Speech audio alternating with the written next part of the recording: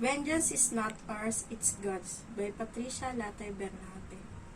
Alms, alms, alms, spare me a piece of bread.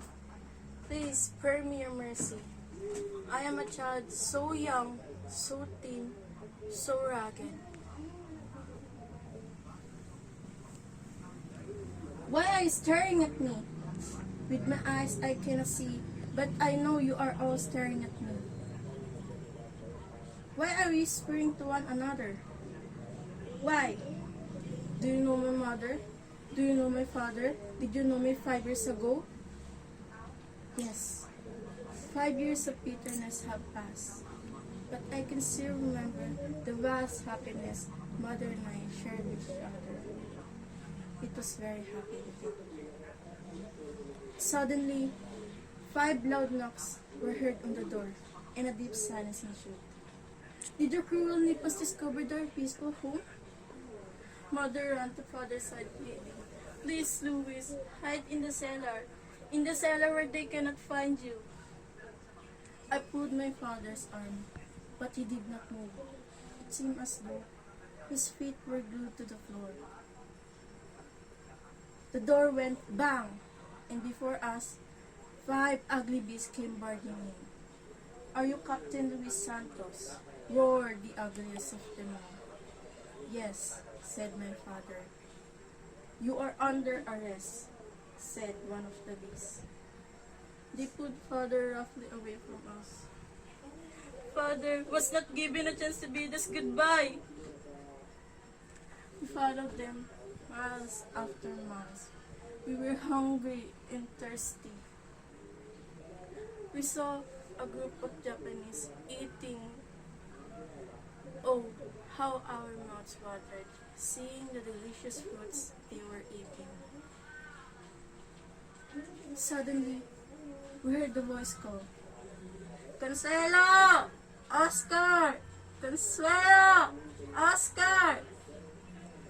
We ran towards the direction of the voice, but it was too late. We saw father hanging from the tree, dead. And I cried, "Vengeance! Vengeance! Vengeance!" Everything went black, and the next thing I knew, I was nursing my poor, invalid mother. Everything went black, and the next thing I knew, I was nursing my poor, invalid mother. One day, we heard the church bell ringing, "Ding dong, ding dong," and it was a sign for us to find a shelter in our hideout.